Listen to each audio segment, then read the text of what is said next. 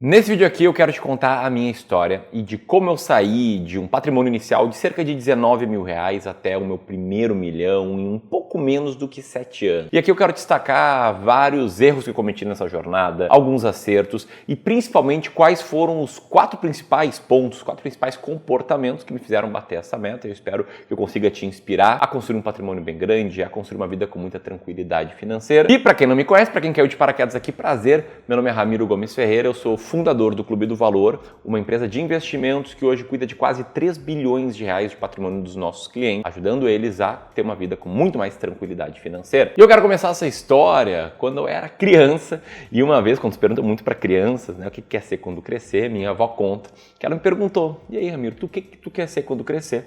E eu respondi que eu queria ser rico. E de fato, desde muito criança eu gostei de lidar com dinheiro.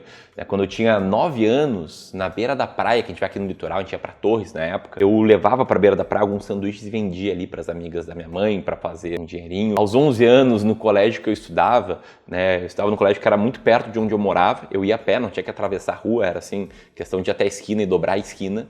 E nessa esquina tinha uma mercearia, então eu e um vizinho meu, que também era meu colega, a gente passava nessa mercearia, comprava sucos Clyde, levava na mochila uma jarra de água e copos descartáveis, enchia a jarra de água com a água do bebedouro do colégio, misturava ali com suco e vendia o copo de suco por R$1 no recreio, ao que durou aí acho que umas 2 ou 3 semanas até a diretora do colégio nos barrar, porque, segundo as palavras delas, a gente estava concorrendo com o bar do colégio. Enfim, tive alguns traços aí de empreendedorismo precoce, até que aos 12 anos eu fundei meu primeiro negócio. Não sei quem lembra da febre do The $1 Million Homepage. O The $1 Million Homepage era um site que basicamente vendia pixels. Ele foi criado por um estudante norte-americano que se propôs a vender 1 milhão de pixels por $1 cada um para juntar $1 milhão e com isso fazer a sua faculdade. Isso aí virou uma febre na internet. Era basicamente um site que era um grande outdoor e quando eu vi aquilo, eu era metido ali em HTML e tal. Eu resolvi fazer uma versão brasileira do The $1 Million Homepage,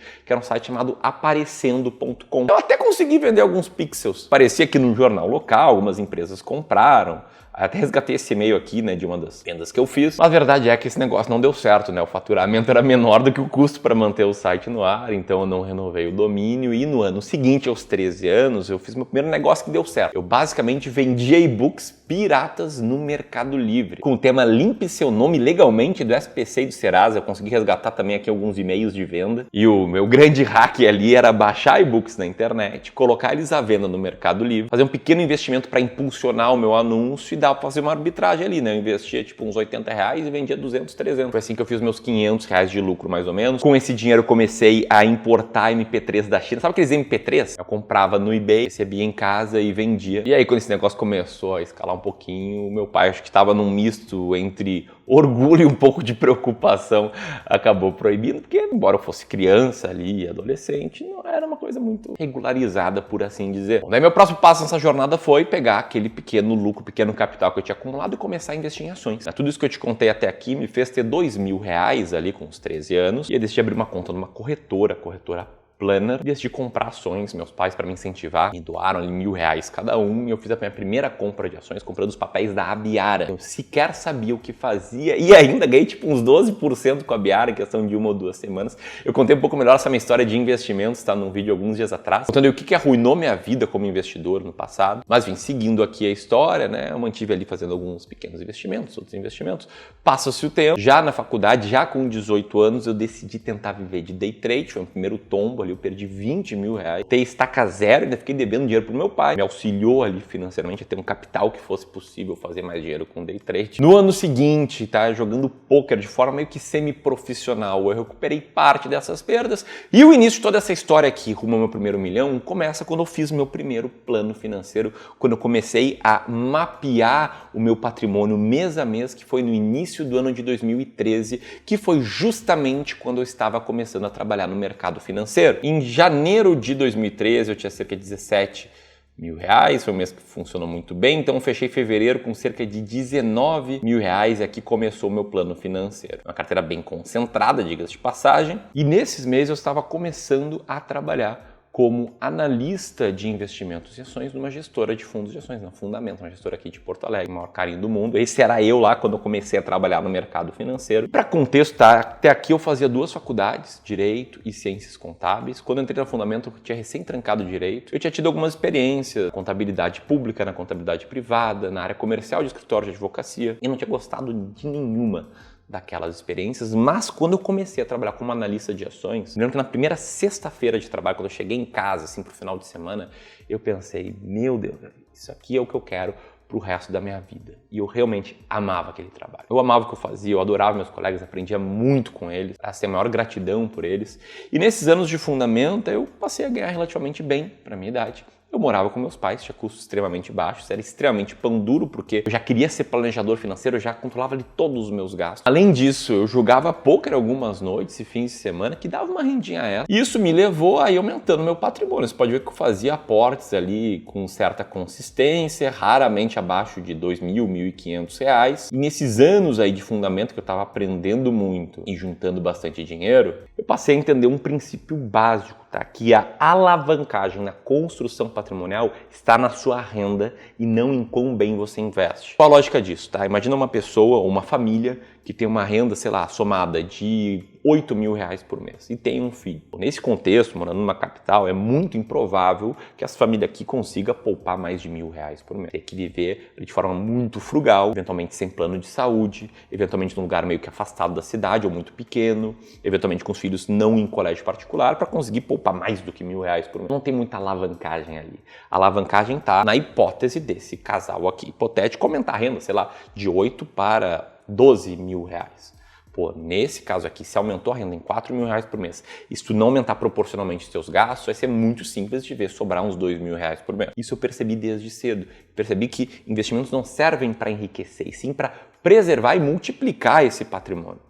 E que, inclusive, quem tenta enriquecer com investimentos, como eu tinha tentei viver de day trade, acaba perdendo o dinheiro que tem com uma probabilidade alta disso acontecer. Mas, enfim, foram esses anos de viver o mercado financeiro, estudando muito sobre investimentos, sobre seleção de ações, sobre a alocação de ativos, sobre gestão de portfólio, que eu passei a ter uma vontade de empreender, de sair ali do nicho de ter um foco exclusivo em seleção de ações para ir para um nicho para ajudar as pessoas a investir toda a sua carteira, né? Fazer investimentos globais visando a conquista da independência financeira, que era justamente o que eu fazia na época. Eu estava muito focado aqui em conquistar a minha independência, a minha liberdade, a tranquilidade financeira e decidi abrir uma empresa para isso, que foi o Clube do Valor. Foi ao ar em novembro de 2015, quando eu já tinha um patrimônio de cerca de R$90.000 e que foi fruto de um dos comportamentos que eu quero destacar aqui, que é a clareza. Eu sabia muito bem o que eu queria, eu identifiquei um gap no mercado, percebi que existia um espaço muito grande entre os gestores de investimentos e o investidor pessoa física. Aliás, o espaço que naquela época estava começando a ser preenchido pelos assessores de investimento, mas eu também percebi que nos Estados Unidos o mercado tinha mudado já, o mercado de atender clientes. Nessa época eu li esse livro chamado Effortless Marketing for Financial Advisors, que a capa já entrega, né? É um livro dos anos 90. Esse livro aqui dizia na introdução algo como: olha, ficar empurrando produto e fazendo vendas com base em comissões são coisas do passado. O meu processo aqui é levando em consideração que você vai cobrar uma taxa única do seu cliente, uma taxa transparente, que esse é o modelo de sucesso para os consultores, para os gestores de investimento. E o detalhe é que esse livro aqui ele tinha sido escrito em 1999. Então, nessa época em que eu tinha ideia do Clube do Valor, eu já tinha uma clareza do que eu queria, que era prestar um serviço de forma transparente. Eu entendi que o mercado ia para esse caminho. Talvez eu tinha errado um pouco o timing, tá? Que o mercado está começando a ir para esse caminho agora. Mas o fato é que eu sabia exatamente o que eu queria fazer, o que eu queria entregar para os nossos clientes. E, aliás, é o que a gente entrega até hoje, tá? O que faz o Clube do Valor hoje? O Clube do Valor cria planos para que os nossos clientes conquistem a liberdade financeira e a gente ajuda eles a investir nessa jornada. Seja com consultoria de investimento, seja com gestão de investimento, com planejamento financeiro. E a gente sempre faz isso cobrando uma taxa transparente, independentemente de como cada cliente vai investir. Não ganha comissão por nada, então a gente não vai colocar COIs na carteira dos clientes, produtos ruins que gerem taxas muito altas. Aliás, esse trabalho você pode conhecer de graça, porque a nossa primeira sessão de consultoria, se fosse uma primeira sessão com o médico, era totalmente gratuita. E você pode agendar, se quiser, agora nesse momento, apontando seu celular para o QR Code que vai aparecer aqui na tela agora e preenchendo poucos dados ali. Eu te aconselho muito a fazer isso, a gente recebe feedbacks muito bons de quem passa por essa primeira sessão de consultoria. Mesmo de quem não vira cliente nosso depois, eu te aconselho a fazer isso. Primeiro link na descrição também, se você quiser. Mas enfim, voltando ali à história, né? Tive essa ideia de empreender e para criar o Clube do Valor, eu precisava fazer duas coisas. Primeiro, passar na prova do CGA e me tornar gestor de investimentos. E segundo, estruturar todas as estratégias que a gente usaria, né? O que eu chamo hoje de sistema de alocação estratégica. E foi isso que a gente fez nos primeiros meses do Clube do Valor. Eu li uma penca de livros sobre investimentos, seleção de ações, alocação de ativos. Fiz resenha de vários desses livros, que eu vou botar uns prints na tela. E no final de 2015 eu passei na prova do CGA com 72% de acerto, o mínimo era 70%. Foi bem nessa época que eu lancei um blog chamado Clube do Valor. Por que eu lancei o blog do Clube do Valor? Foi o início do clube. Porque você viu uma imagem, né, na época, ali eu com 20 anos mais ou menos, cara de criança. Eu ficava pensando, poxa, quem em sã consciência vai investir o dinheiro da sua vida com alguém que tem essa cara? Com alguém que tem 3 anos de experiência no mercado e não 10, 15, como eu e meus colegas temos hoje. E a ideia de criar um blog foi porque eu acompanhava blogs de investimentos e dois dos meus blogs de investimentos preferidos, o HC Investimentos e o Quero Ficar Rico, do Rafael Seabra, lançaram um curso sobre como ter um blog. A ideia era escrever sobre o que você é apaixonado, atrair uma audiência e ter clientes com base nisso. Eu fiz esse curso, a minha resenha desse curso deu quase 400 páginas. E aí, no dia 26 de novembro de 2015, foi ao ar o blog do Clube do Valor. Fiz um brinde ali com a minha família, eu tomando cerveja, os demais tomando vinho. Eu fiz isso com um investimento inicial de cerca de R$ 5.400 e aqui começou a minha jornada como empreendedor de fato. E spoiler, foi o que acelerou muito esse plano financeiro, né? Nessa época eu acabei de te mostrar, eu tinha cerca de R$ 90 mil. Aí eu lancei o blog, saí ali da Fundamento. Engana-se quem pensa que aí, comecei a ganhar dinheiro, bati meu primeiro milhão. Pelo contrário, tá? Foram 14 meses tirando R$ 0 da empresa, mais 12 meses com um prolabore de R$ 1.000, que acho que era menos que o salário mínimo da época, ou igual ao salário mínimo da época, até minha renda começar a aumentar. E aqui no início dessa jornada como empreendedor, eu queria destacar o segundo comportamento que eu acho que foi muito importante, que foi a coragem. Acredito que todo mundo que quer ter resultado diferente da média das pessoas tem que ter a coragem de fazer algo diferente, porque a média das pessoas está acima do peso, a média das pessoas não se exercita, a média das pessoas se alimenta mal, a média das pessoas não cuida bem do dinheiro, a média das pessoas não faz nada de diferente por preguiça, seja por falta de acesso à educação, seja por medo de julgamento.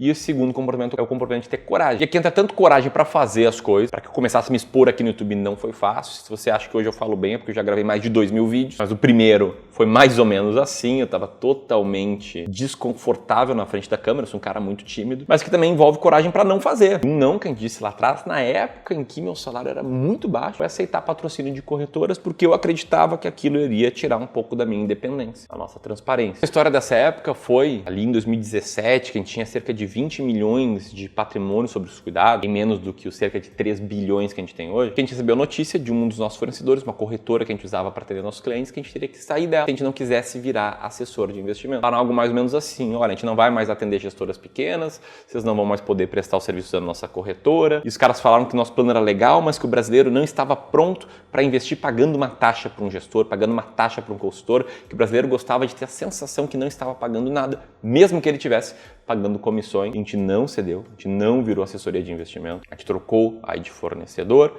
As coisas começaram a andar, né? Em 2019 a gente bateu 100 milhões de patrimônio sob os cuidados, 2021 a gente bateu os 300 milhões, 2022 700, 2023 a gente fechou com 1,5 bi, 2024 a gente vai fechar com 3 bilhões, muito por conta de ter tido essa coragem lá atrás. Mas voltando aqui para minha trajetória, tá nesses primeiros anos aí empreendendo, foram anos de muito trabalho duro, a gente crescia pouco o nosso core business, que era cuidar do patrimônio de clientes, e crescendo pouco a gente tinha pouca receita, era difícil de contratar outras pessoas, era difícil de ser bem remunerado pelo nosso trabalho. A gente teve que improvisar. Então a gente lançou um curso de investimentos, um curso sobre alocação de ativos no início de 2017. Depois a gente lançou uma consultoria FIONLY no final de 2017. Em 2018 a gente lançou um curso sobre o mercado de ações. Quem lembra do Descomplicando o Mercado de Ações? Tem que ser bem raiz aí para lembrar, já faz alguns anos que a gente não fala dele. Comenta aqui. E enfim, tá, foi ali na raça, as coisas começaram a acontecer, mas elas não teriam acontecido sem o terceiro comportamento que eu quero destacar aqui, que é a consistência. E talvez esse aqui seja o principal. Porque nessa época empreendendo, e que até hoje, tudo que eu começava e que eu via que tinha um potencial de dar certo, eu não parava de fazer. Para isso eu tive que desenvolver novos hábitos, me livrar de alguns maus hábitos, me afastar de algumas pessoas, ter uma vida social bem menor do que eu tinha antes, a trabalhar muito duro com consistência por muitos anos. E isso fez com que os canais fossem crescendo, com que o nosso marketing fosse melhorando, com que o faturamento fosse crescendo. Já ali em 2017 a gente faturava na faixa de 50 mil reais por mês. Em meados de 2018, a gente chegou a bater 60, 55 mil reais por mês de faturamento. A empresa tinha 8 pessoas, já era lucrativa. A gente fecharia o ano de 2018 com faturamento de 700 mil, trabalhando muito duro, com um público bem menor do que hoje. Até eu fiz uma comparação esses dias, dá só uma olhada. Eu vejo aqui 14 pessoas ao vivo, 15 pessoas ao vivo pelo YouTube, deve ter mais algumas dezenas pelo Instagram. E sejam muito bem-vindos aí ao que a gente chama de Office Hour. Em massa, que a gente bateu 10 mil pessoas aqui com clareza, a gente pode chegar mais. Pode chegar, sei lá, 11, 12, 15. Cara, você tá curtindo? Já compartilha. Comparando as lives que a gente fez em 2018 com depois de 2021. Mas o ponto é que no final de 2018, todos esses anos de consistência, clareza, coragem, acabaram sendo brindados e a gente teve um ano muito lucrativo. E aqui entra o papel da sorte. Eu falei de clareza, coragem, consistência e outra característica é sorte. E assim, qualquer história de sucesso, a sorte vai estar lá. Eu não quero parecer aqui que eu estou forçando a barra na humildade, mas não, realmente a sorte vai estar lá. Existem diferentes tipos de sorte, eu já vou te explicar. Mas o fato é que em 2017, foi uma pessoa que mudou a nossa vida. A gente passou a ter um cliente novo, foi muito importante pra gente. Esse cara aqui, ele nos conheceu no YouTube, porque a gente gravava vídeos com consistência. A gente já tinha mais de 50 mil inscritos, já tinha uma certa dose de relevância. Esse cara gostou da gente porque a gente teve a coragem de defender nossas ideias, nossos pontos de vista, mesmo quando eles eram criticados. Resolveu virar cliente porque a gente não era patrocinado por corretoras e ele entendeu a lógica de cobrar uma taxa fixa e não de ganhar comissões. Aí ele, e em especial a esposa dele, que é quem cuida das finanças dessa pessoa que eu tô contando, gostaram muito do nosso trabalho e nos convidaram para lançar um treinamento junto. Se você não percebeu, eu tô falando aqui do Nando Moura. Eu tô falando do treinamento Mestres do Capitalismo, que teve sua primeira turma em 2018. E aí, em vez de faturar 700 mil reais no ano de 2018, a gente faturou cerca de 4 milhões e 700 mil reais. Uma margem de lucro bem grande. E aqui é um dos pontos em que a sorte entrou na minha trajetória. Tem vários outros. Nasci numa família boa, tive acesso a colégio particular, mas que a gente reclame do Brasil, 1000 vezes nascer no Brasil do que em outros países, sem liberdade nenhuma, em estado de miséria. A questão de onde você nasce, quem são os teus pais e tal, que eu chamo de sorte cega, você tem ou não tem. Se você está assistindo esse vídeo, você deve ter tido essa sorte cega, acesso à internet, tem tempo para pensar em investimentos em finanças, mas tem outros dois tipos de sorte, que são a sorte pela persistência, que é quando você se expõe a coisas que podem te fazer ter sorte. Um exemplo, se o Nando queria contratar um consultor de investimentos lá atrás, existiria uma chance maior dele conhecer um consultor de investimentos que faz vídeo todas as semanas no YouTube. Quer dizer, tô me expondo a um potencial de ter sorte maior. Se eu não fizesse vídeos e fizesse só um marketing local, ele não nos conheceria porque ele não é da nossa cidade. E tem também a sorte pela autenticidade. É uma sorte aí que bate nossas portas todos os meses. Todos os meses a gente consegue ter um cliente aqui novo de 15, 20 milhões, porque esse cara nos acompanha há bastante tempo, sabe que a gente cuida bem do dinheiro, entende nossas estratégias, e aí, sei lá, ele vendeu a empresa dele, ele recebeu uma herança, ele já tinha esse dinheiro e decidiu confiar na gente. O ponto é que a sorte pela persistência e pela autenticidade você consegue criar, mesmo que sem controle, né? Consegue se expor a coisas que podem gerar essa sorte. A sorte cega realmente você tem ou não tem. Mas enfim, voltando aqui à história, a gente fez o Mestres do Capitalismo e não foi aí que eu virei milionário, porque a nossa missão aqui era alcançar muitas pessoas, era cuidar de muito dinheiro, responsável pela vida financeira de muitas famílias.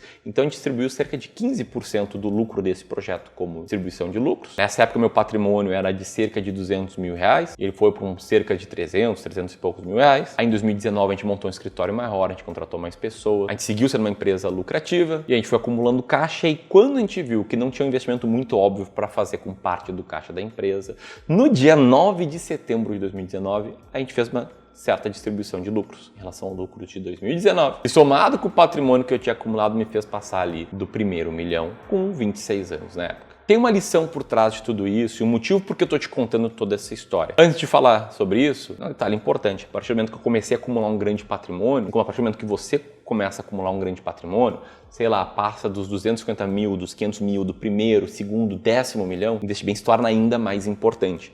A maioria dos nossos clientes de Wealth conquistaram ou construíram suas riquezas trabalhando e empreendendo, mas eles multiplicam essa riqueza e preservam ela investindo bem Esse é o nosso trabalho aqui, então se você já passou do seu primeiro milhão ou está a caminho dele, passou dos 250, 500 mil, e quiser contar com a nossa ajuda, quer ter uma segunda opinião sobre a sua carteira, quiser que algum profissional aqui do Clube do Valor te mostre o que está legal na tua carteira, o que a gente mudaria e por quê, cria um plano de investimentos numa primeira sessão de consultoria totalmente gratuita, sem compromisso comercial. Então aponta aí o QR Code para a tela, ou melhor, aponta o celular para o QR Code que está na tela, preenche poucos dados para agendar uma conversa conosco ou aperta aqui no primeiro link na descrição, beleza? Agora, qual o grande ponto aqui, tá? Acho que a grande lição eu posso sintetizar numa frase do Bill Gates, que fala que as pessoas superestimam o que elas podem fazer em um ano e subestimam o que podem fazer em 10. Quando comecei meu plano financeiro com 19 mil reais, ali em janeiro de 2013, eu não esperava bater meu primeiro milhão cerca de 6 anos e meio depois. Esperava que fosse demorar um pouco mais. Agora, nisso foi muito mais frustrante. O início da jornada empreendedora foi duro. Toma muito cuidado, tá? Quando tiver muito enviesado pelo curto prazo, porque no longo prazo, quem trabalha com clareza, com coragem, consistência, tende a conquistar o que busca. Foi isso que aconteceu comigo, eu vejo isso acontecer com vários clientes aqui do clube. E eu tô te contando isso aqui porque, se a gente for colocar aqui em números, foi 6 anos do plano de investimentos até o primeiro milhão, 4 anos, né, do início do Clube do Valor até o primeiro milhão, e isso poderia ter durado 2 anos, poderia ter durado 15. O fato é que existe um caminho. Eu tô me expondo aqui, né, para contar vantagem, para que vocês que me acompanham aqui todos os dias conheçam um pouco melhor a minha história ou a nossa história aqui do clube. Acredito que eu vou estar falando aqui com uma minoria da população, mas a minoria que quer crescer profissionalmente, que quer enriquecer, que quer conquistar uma vida com muito mais tranquilidade e liberdade financeira. Se esse é o seu caso, se você me conheceu aqui, prazer, bem-vindo ao clube, te inscreve aqui para acompanhar mais vídeos assim, deixa aqui os teus comentários dizendo o que você achou desse vídeo, e aqui se você quiser ter uma sessão de consultoria de investimentos conosco, só apertar aqui e preencher poucos dados, ou se quiser conhecer a história de como os investimentos arruinaram a minha vida, esse é o vídeo que postei faz poucos dias, tá bem legal, vou deixar aqui também. Um grande abraço e até mais.